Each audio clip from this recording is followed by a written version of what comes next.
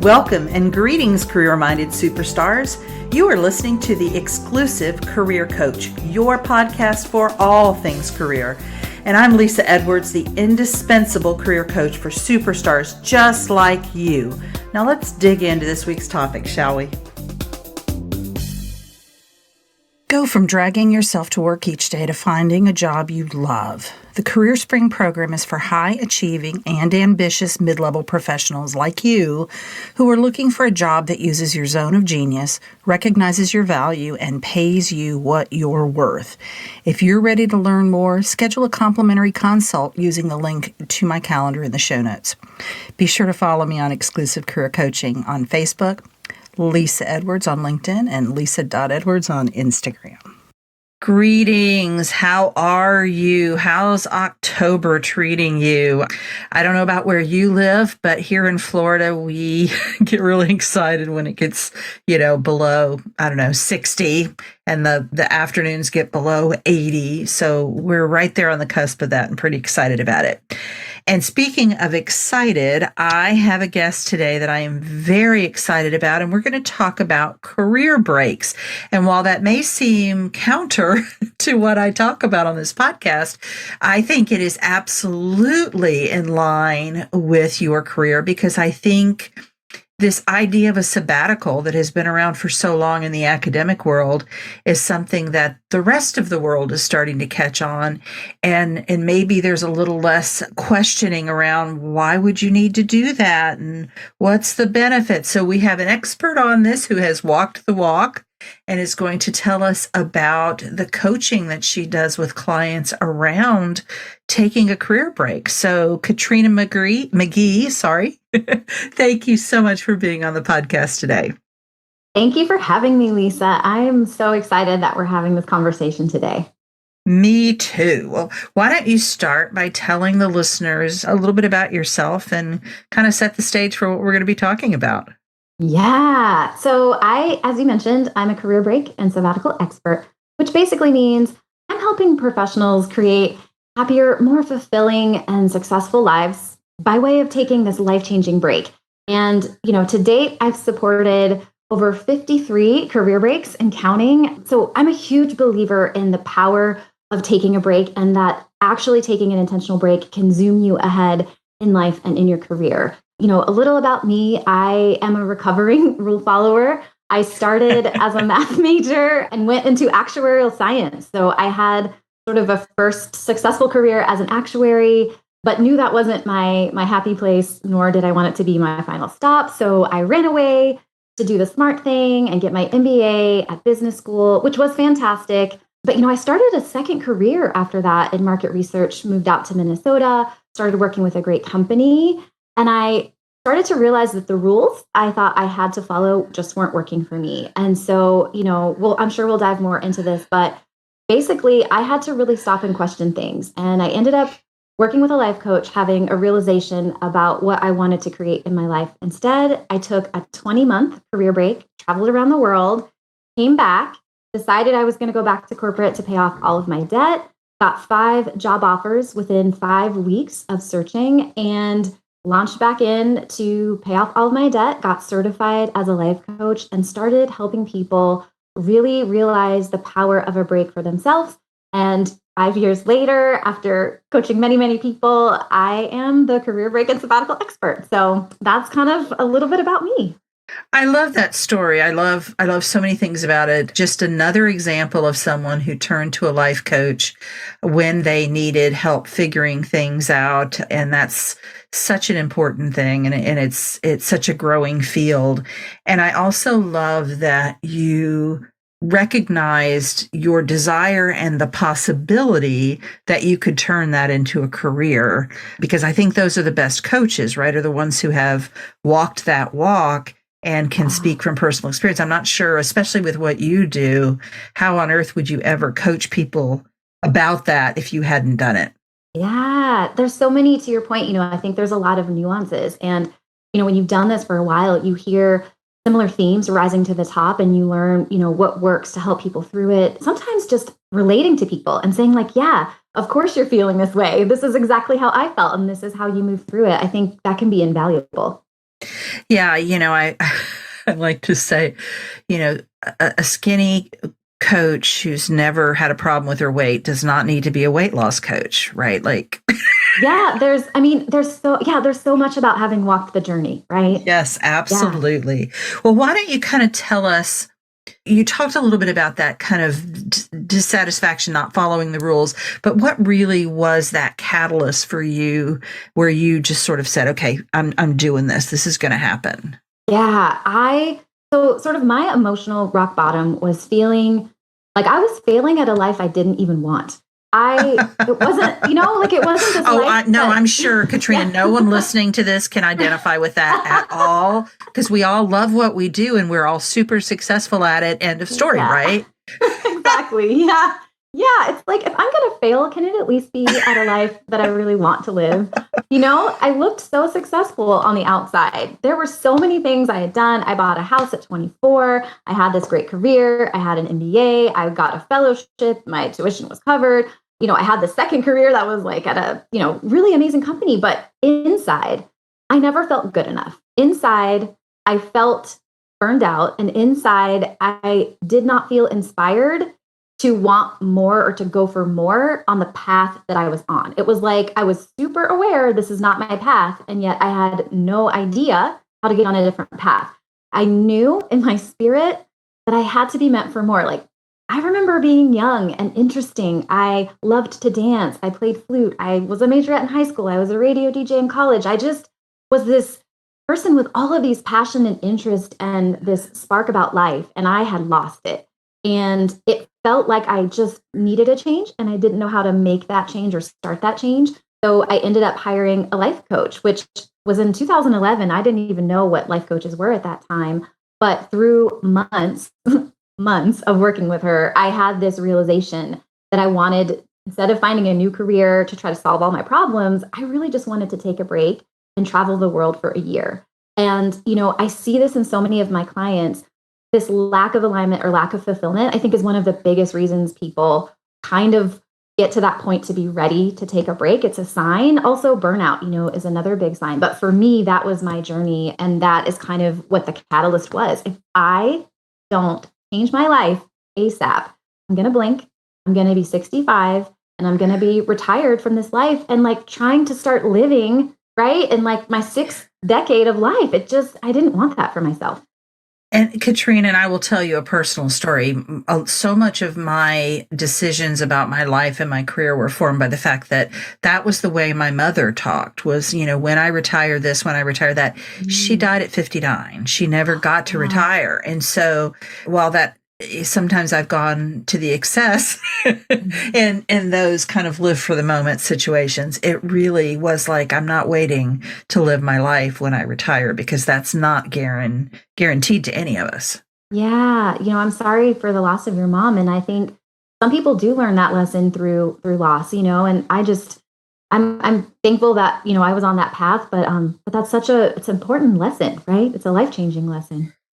And I think this is interesting because I was just writing a special episode for 250. This is number 247. So in 3 weeks, this special episode is going to come out. And it's so on point with what we're going to talk about today because it's about challenging your assumptions and having things in your life. In my case, it was starting a podcast and I'm telling the story and I'm giving away to episode 250, but it's really good. You guys have to listen. But it's this notion of, oh, it costs too much money to be, it's like, I don't know, it's too hard, all these things. And then when it got right down to it and I figured out the steps I needed to figure out, it wasn't that expensive and it's not that hard. And now here I am 250 episodes later. So for some of the listeners, it may be this notion of sure would like a break, but no, I can't do that. I can't afford it. Yeah. I won't be able to come back to work. What will people think? I bet that's a big one. Oh So my goodness, yes. tell us how you made this happen, right? So it's one thing to say, okay, I'm ready for a break. Coach and I agree, break is necessary. How did you actually make it happen? Yeah. So I just want to highlight, as I jump into how I made it happen, it seemed incredibly far-fetched to me at the time I had this idea. There were so many reasons that it seemed impossible. I had $1,500 in my bank account, even though I had a $95,000 a year job. I had $1,500 in my bank account. I had $50,000 worth of debt for my MBA loans. I had a house in Atlanta that I had been renting out that was underwater because of the housing market and timing, all of that. And, more life stuff. So, I'm going to tell you how I did it in a few simple steps, but I just really, if you're listening to this and you're thinking that it can't be you, I want you to know there's so many reasons. People come to me with kids. People come to me with debt. I didn't really have any money. How am I going to make this happen? So step one for me was really mapping out an intentional plan. What is it that I'm trying to create and why? I understood sort of 4 big themes that I wanted to experience on this break. I wanted it to be regret proof. And, we might talk about this later, but regret proof really starts with understanding what success means to you so that you're designing a break that will be successful for you. So once I kind of understood what that plan could look like, I set a budget. I tried to estimate how much it would cost. I rounded up for, miscellaneous stuff or in case something broke with the house that I was, like renting out. And I had a budget of $38,000. Now, going back to that 1,500, there's a big gap there. So there's a lot of money to be found. So I started saving. I started tracking what I spent. I started making different decisions. I did not live a life of deprivation. I just started prioritizing and I started redirecting money that was going to places that weren't lighting me up, that weren't fulfilling me, that weren't essential into this career break fund. And, fast forward 18 months, I'd saved $40,000. I gave my job 8 months notice. So I was planning to leave in August and I told them in January, like, listen, I don't want to do the 5-year plan thing. I don't want to do the annual review pretending I'm going to be here forever. I just want to be honest. I'm going to leave to travel the world for a year. And I really like my job. I really like what I'm doing. I'm working on my savings goal. But I want us to create a plan that works for you and that sets you up for success. And I get to show up and contribute value without having to pretend that I'm staying around forever. Mm-hmm. They were super respectful of that. And I think they appreciated it. And so 8 months notice, working towards my goal, saving my money. And then August came, I sold almost all of my things and I left. What I love about this, and I think I'm hoping that the listeners are picking up on, is that this was an intentional decision. This wasn't you running away from your life and trying to avoid something. It was, this is not what I want for my life, or at least not right now. I want this other thing, and I'm going to be planful and structured and strategic about it so that I get what I want out of that experience. Absolutely. Lisa, we're coaches, and I think that is one of the fundamental principles of coaching, right? Is setting intentions and getting really clear on what it is you're trying to go towards or what you're trying to create so that you're taking steps that align to that. And I also think from the larger perspective that this is a great example of what people can go to a life coach for, and how wonderful that you specialize in this area. Because folks, I promise you, whatever you need coaching with on a very granular level, there is a coach. Would you agree, Katrina? Oh my gosh, yes. There's 7. There's 7 yes. of them. Yeah, exactly. I continue to be astounded by the specificity of coaching. Yeah. Yesterday, I found out about a woman who is an arm coach. Oh my, wait, did you say arm? As in that appendage on your body that picks up the fork. So apparently she got into coaching and she couldn't figure out what her niche would be. She was working with someone that I've worked with, and the comments, it came around that everybody just commented on how beautiful her arms and her upper body were. She was she worked out, but she just had really nice arms, and a lot of women want that. I have terrible arms. I don't desire to get coached to get them better, but I presume that there are a lot of people who are like, yeah, that's really great. So she's an arm coach. Wow, Lisa. Wow. I love that.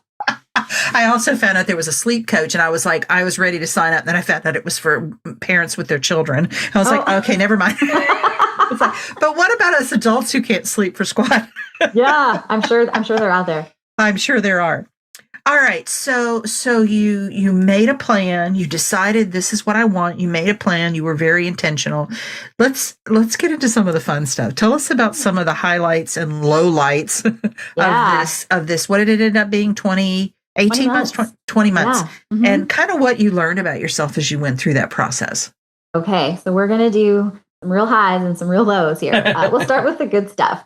So one of the most amazing things I did was spend a month living like a local in Buenos Aires. I rented an Airbnb. I moved in. And I just lived for 4 weeks in this Uh, city I'd never been to. I went to cafes. I went to the Recoleta Cemetery. I walked around. I explored new neighborhoods. I took day trips. I had the most incredible time. It was like I was living in a movie. And it was this beautiful experience. But I think what made it so beautiful for me is that I had fantasized about going to Argentina and being in Buenos Aires for decades. I mean, I think the movie Evita probably planted some seeds, but like it was just this fantasy I'd had, and I even thought about studying abroad there in business school, but I ended up going to Barcelona instead. But it was like this fantasy, and so I was here to check that box completely. And so that yes. month was fan freaking tastic. It was so amazing. Another thing about me, I love to eat. I read Peter Mail's A Year in Provence, and I became obsessed with going to Provence to eat, just to eat. I decided to go to a town I didn't really know, which was Avignon in southern France. And I just went there to eat, and I loved it so much. I stayed not 1 week, but 2 weeks. I extended my stay, and I spent a ridiculous amount of money on food every day and had the most amazing meals. That goes on the highlight reel for sure. And I think, the other big travel related highlight for me was 3 weeks in Vietnam. So Vietnam, I'd heard such mixed things about. I'd heard some really awful things. I'd heard some really great things. Again, I'm obsessed with food, and I really wanted to go there to know the country, but also to experience the cuisine and learn more about the culture. And I wasn't sure I was going to go. It was a game time decision, and I ended up buying a one-way ticket into Hanoi. And I told myself, you can leave anytime you feel unsafe. You can leave anytime you want. We're just going to buy a one-way ticket and take it as it comes, and you're free to leave. And I worked my way all the way down from Hanoi to Hue An, and then I went on to this mountain town, Dalat, and ended up in Ho Chi Minh or Saigon. And it was so incredible. I made friends. I met people. I saw sights. I had smells and tastes. I rode on motorbikes and almost got killed with the way that they driver. It was such an adventure, but it was a highlight for me. And it's kind of, in that moment, one of the things I learned about myself is, like not letting fear dictate the direction. I do believe in being, thoughtful. I am strategic in decisions I make. I do try to keep myself safe, but I was so proud of myself for taking that flight. And I think leaving it open-ended reduced the amount of pressure I felt. And it was literally one of the 3 best experiences of my break, and I almost didn't go. So I think that really settled with me, how close we can come to sort of this fantastic experience, but are we willing to move through the fear to get there? So that was good. that was really incredible. And I hear you talking about, I did this and I did that. Were you alone for the trip? I was alone for most of the trip. So I had a boyfriend at the time. We started dating after I knew I was taking a break, so he had to be on board with this plan. But yeah, he came to Argentina. He joined me in Argentina, and we had a fantastic time. But then all the other international travels, I did solo. Okay. So it was a lot of solo travel. So the message is, yes, you could go with your significant other, your children, but you could also do this alone. Yes, and I have married clients who, some of them have kids, some of them don't. And, they do both, right? They have these fantastic travel experiences that they're longing for, that their partner, might not long for, or just might not be able to take because they're still working, with the standard hours. But it can be so fulfilling. And I think it's important, if you have a partner, to really think about, what are my goals for this break, separate of what are our goals for this break. Like both are important, but you have to fulfill your own needs for this experience to create that version of you and that transformation that restores you and allows you to come back bigger, better, bolder, stronger. And to be clear, for some people, this career break might not involve any travel at all. This is just what your experience, what you wanted to get out of it.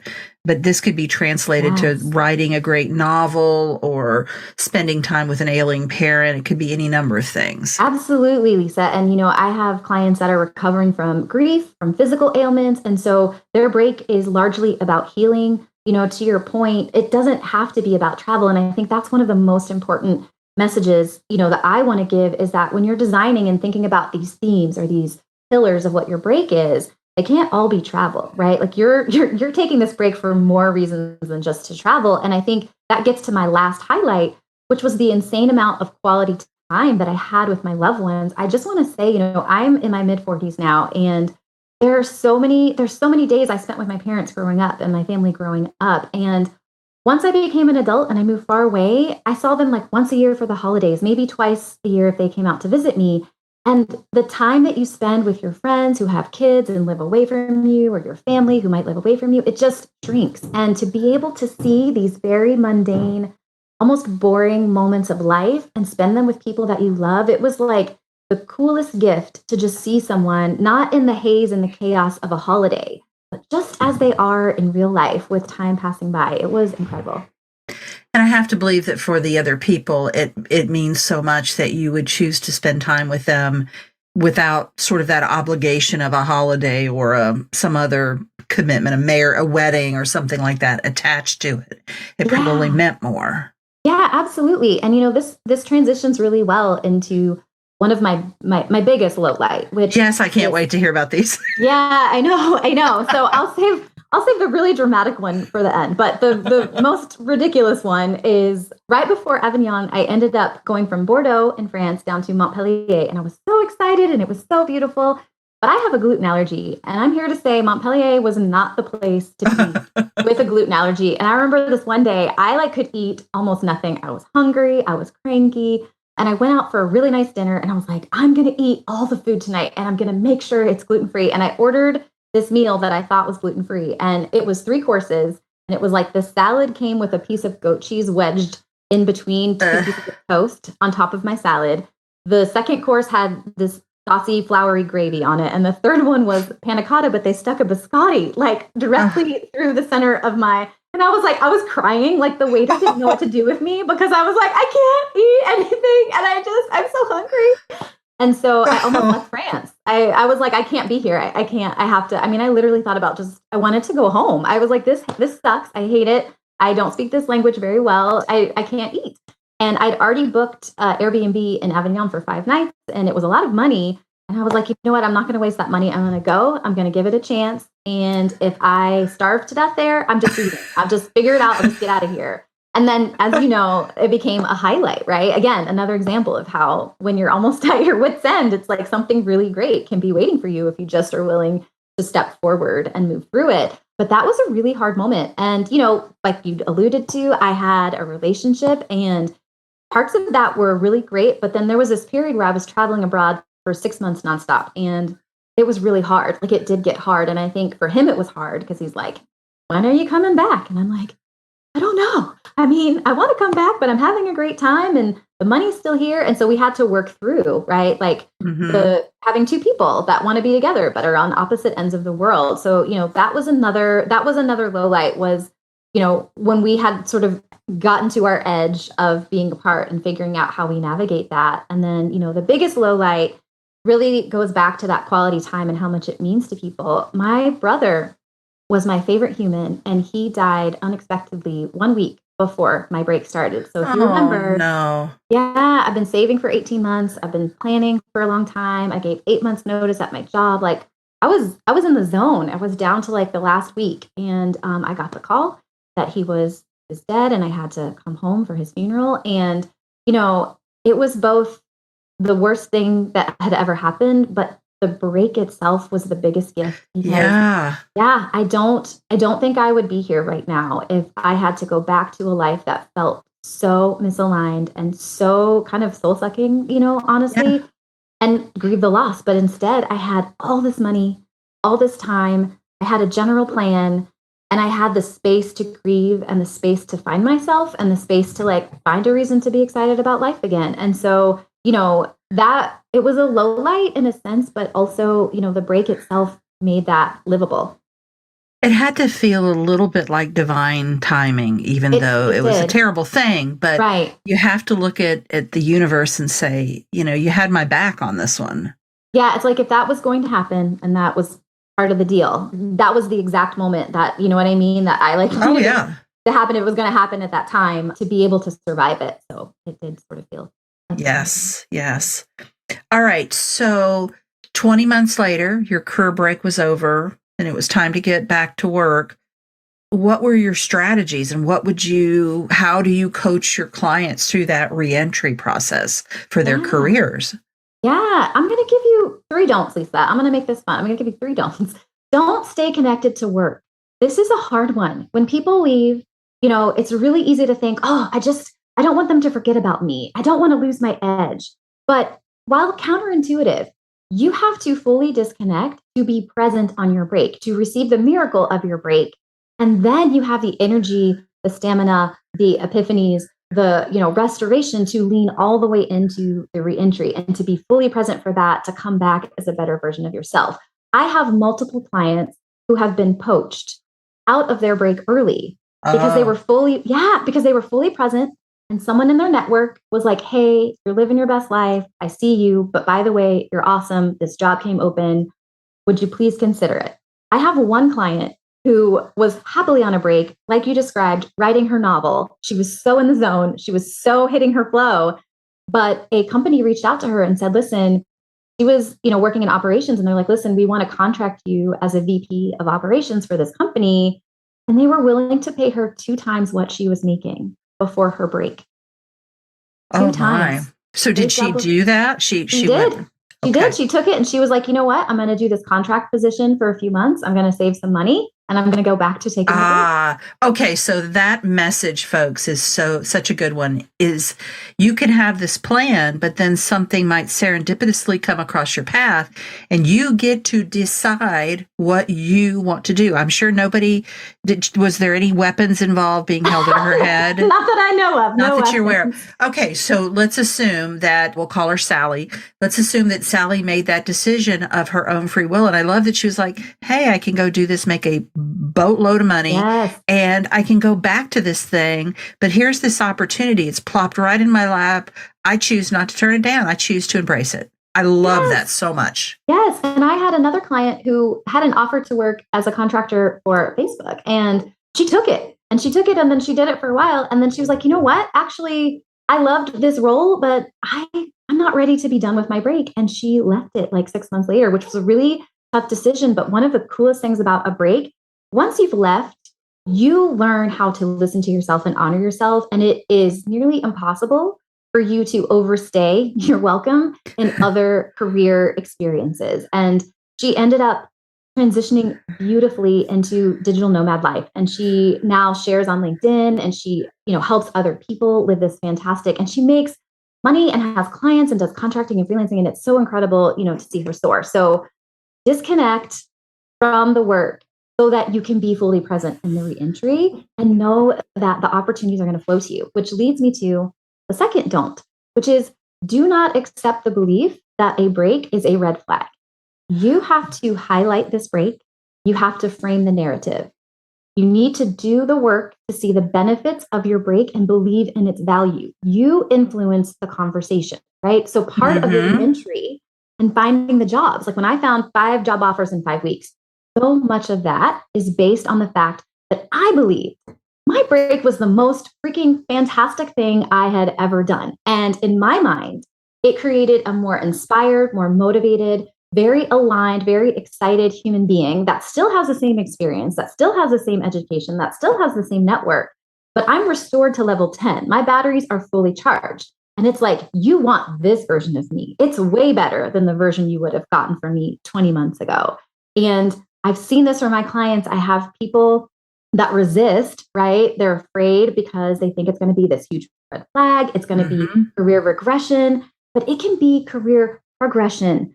It can be moving forward. I have a client named Stephen who said, right, I didn't know that all of this could be waiting for me. And he felt so excited and hopeful when it was time for him to find a job. And the first job he found that he really liked wasn't in the city that he needed it to be. And he felt a little discouraged. He was like, I still feel so hopeful. And less than 3 weeks later, he accepted a job and he's so excited. It's in New York City and it's like doing what he wanted to do. And he stressed out. This man really did stress out when he started, right? About the job stuff. He was like, I just don't know what will be waiting for me on the other side of this break. And it unfolded so beautifully. So you have to believe in the value and you have to frame it in the conversation. Like, you get the best of me. Aren't you so lucky?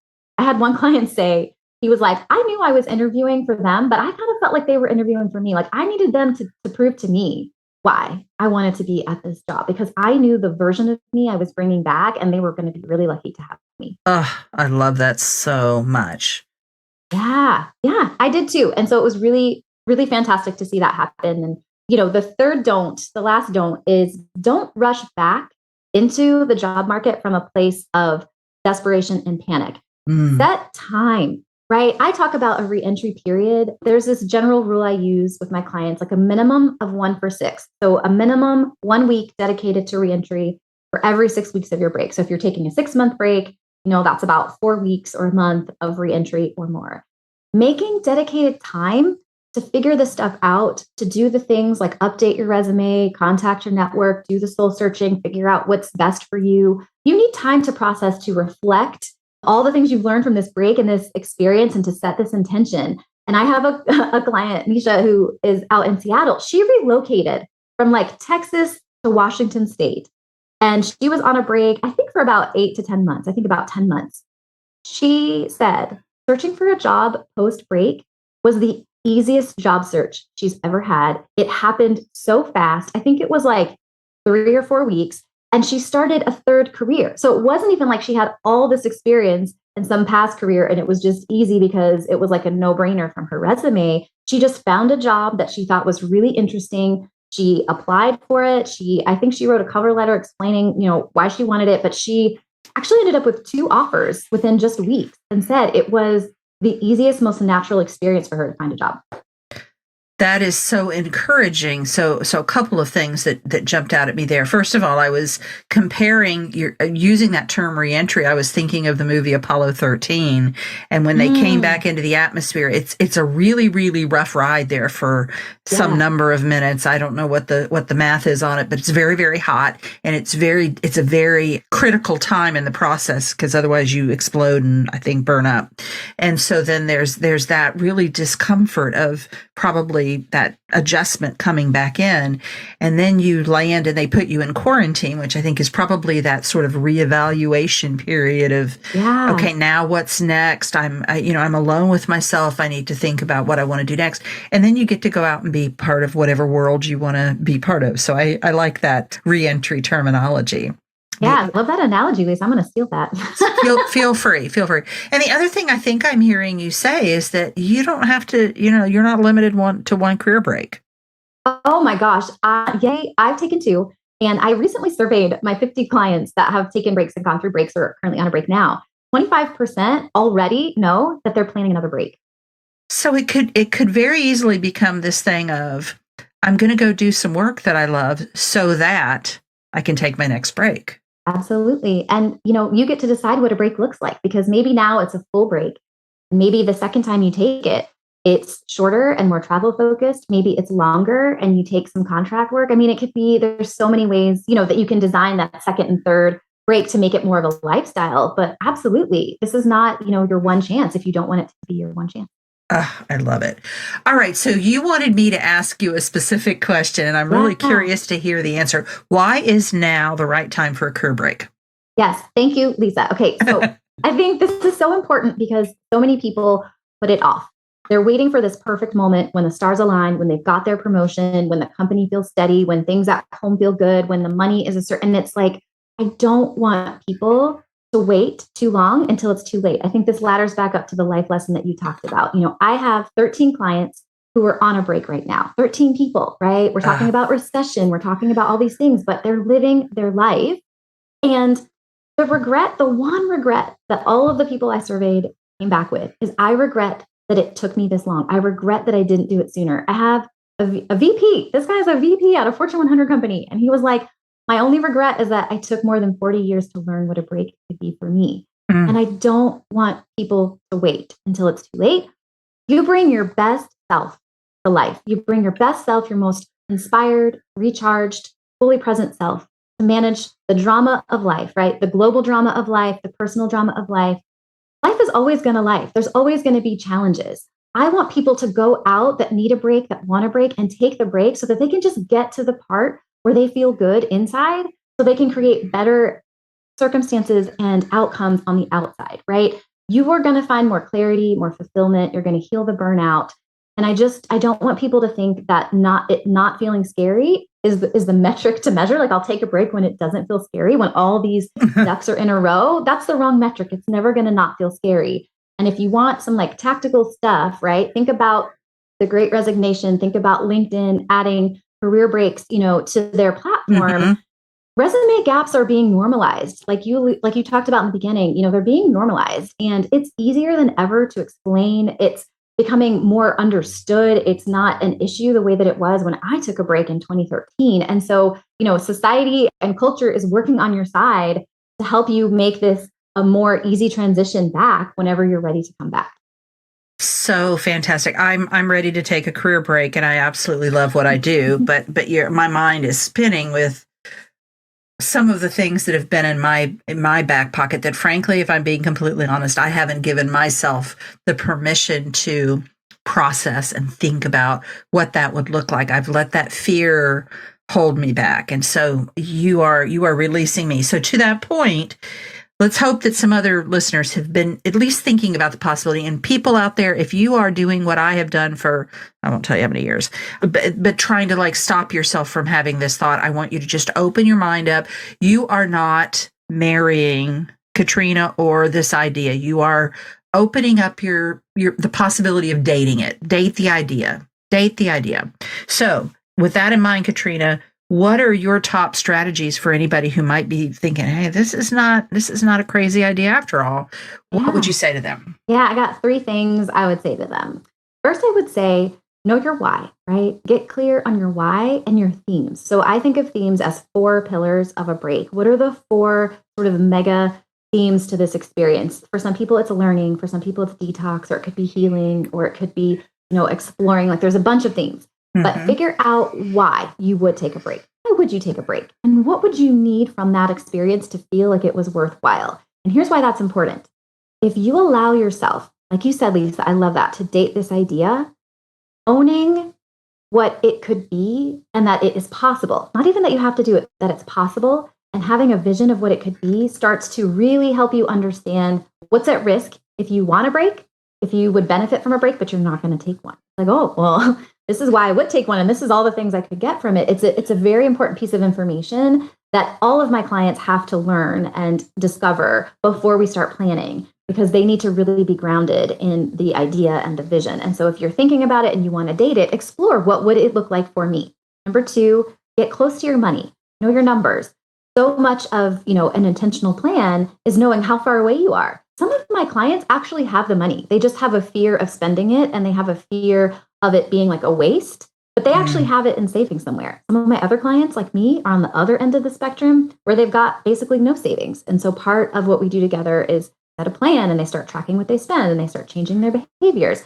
But you need to know, when you think about how far away and how unrealistic or realistic is this plan or this idea, get your numbers, know how much money you have now and how much money this break could cost, and figure out the gap between the two and how long it would take you to close it. And number 3, I can't, overstate the value of this enough. Get inspiration, seek inspiration, listen to other people's stories, read books, listen to podcasts, find people who have done this thing that you are thinking about doing. Because when you start to normalize it and you open yourself up to living in a world where it's possible, your brain starts to really accept this could happen. And the more excited you get and the more you start to think normal people do this and they don't bust into flames and ruin their life, it starts to create a sense of possibility. I could do this. I'm starting to see, I'm getting excited. They did this and I could do this thing that's kind of like the thing that they did. And you can just see how it would, bloom from there. So everybody go watch Eat, Pray, Love this weekend. That's my order to you. Get you started. or read Liz Gilbert's book, one or the other. Yep. All right. How can listeners find you, Katrina? And I think you also have something to offer them that's going to be in the show notes. So tell them about that as well. Yeah. So the best way to find me is to download the free training, Best Break Ever, because once you do that, you'll learn more about taking a break in me, but you'll also become an insider and you'll get weekly inspiration, tips, and advice on taking breaks and living a life that feels amazing. You can also find me on Instagram. But again, Best Break Ever I am so proud of this training, and it's basically a very short 3-part series that helps you explore the 3 secrets to creating a regret-proof career break, which I'm big on. And I really want you to feel like you can walk through fear, how to overcome and manage the fear and not feel like you have to wait are perfect. And so it walks you through the basics of taking a break, planning a break, just to show you how possible it can be. And it's kind of like a career break 101. So that is going to be in the show notes, folks. I highly encourage you to download it. And I'm going to hazard a guess, Katrina, that the people that you've worked with that have overcome their fear about taking a career break have, as a total coincidence, I'm sure not planned at all, realized that they are able to overcome fear in other areas of their life more easily afterwards. 100,000%, Lisa. And they redefine who they are in relation to work. And I think they set themselves free to see the possibility. And you're so right. It just creates a very empowered version of them that can face fears and many other aspects of life. I love it so much. Katrina, I cannot thank you enough for being on the podcast. This was an absolute blast. Folks, I hope that you will reach out to Katrina, even if you're just mulling the possibility over, or if you're not willing to commit that far, at least get her download and listen to her course, and give yourself a little time to think on it, but not too much time, because you don't want to wait too long. You're never promised how much time we have on this earth, and we don't get do-overs with life. So make every day count, guys. And I thank you again, Katrina, for being on the podcast. Thank you, Lisa. You guys take care, and I will see you next week. Bye. You've been listening to The Exclusive Career Coach with Lisa Edwards, CEO of Exclusive Career Coaching. It would be great if you would rate, review, and subscribe to this podcast. Also, I want to be your career coach, so be sure to ask questions about your career management challenges and job search situation. Until next time.